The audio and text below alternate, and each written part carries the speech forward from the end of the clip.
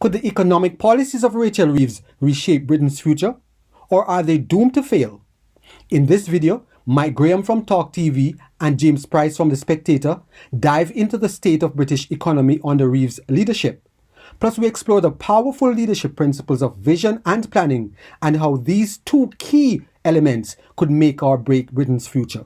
Before we get into the details, if you love diving into political issues and enjoy hearing a principled take on them, then hit the like button, share this video, and subscribe to join the conversation. It will help our channel reach a wider audience.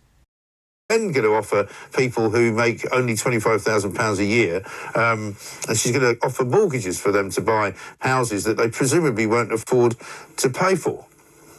Yeah, and I think that really does show the difficulty Rachel Reeves is in. There's a famous line about Churchill one day at dinner saying, "Take this pudding away, it has no theme." This is a themeless pudding of a speech. I'm not really sure what she can go out there and sell. There was lots of talk beforehand about her potentially changing the rules on cash ISAs. That was then got rid of because there was a backlash from banks and opposition in terms of the building societies. So what has she got to say? And the truth is that she's going to have a very awkward reception tonight. Look, it's a well-heeled audience. They'll all be very nice and applaud her.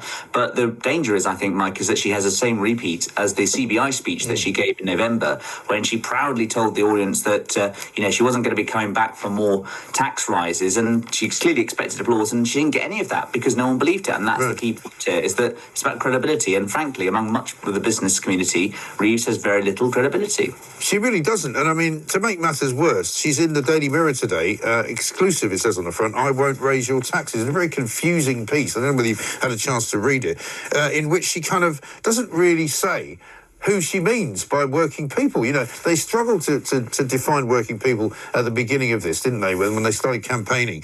And it turned out that they probably meant public sector workers. I mean, Keir Starmer sort of mumbled on about, it's people that work but they don't have any savings, and nobody really quite knew what he meant. I see they've now sort of started using the phrase ordinary workers because they want to tax people. They just don't want to tax people who don't make that much money. I mean, I read that article, that interview, and she says that people who pay national insurance, income tax and VAT are working people, and then goes on at the end of a very long answer to say, I don't think I need to give more definition than that.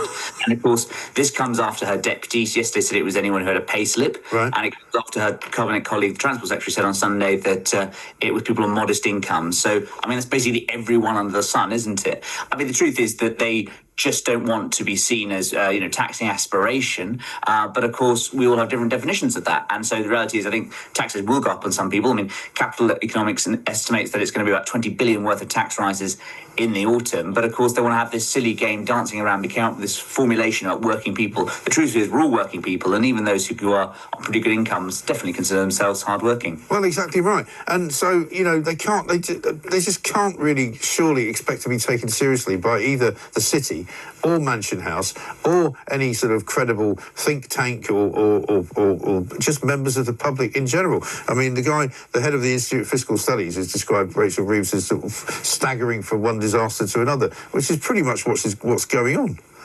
Completely. And I think what's so striking, Mike, is that, we've all had difficult chances in the past and sort of can remember times when ministers have, been up against it. But what's so jarring about Reeves' time at the Treasury is that she seems to have unpicked a lot of her initial decisions. So non-DOMS rules, there's reports about her trying to go back on that.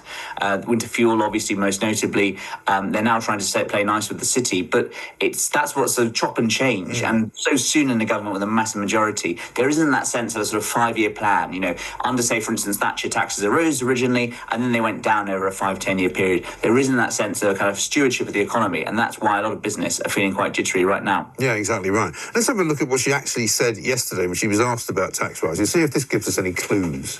But I'm not going to start speculating or setting out plans. No chancellor would ever do that. So the things in our manifesto, they remain our commitments. And when we've got a date for the budget, then we will start working on plans for that. I've been very clear as well, and we were in our manifesto, that the fiscal rules are non-negotiable. They are what give working people security around interest rates, for example. And interest rates have come down 4 times in the last year under this Labour government because of the stability that we've managed to return to the economy.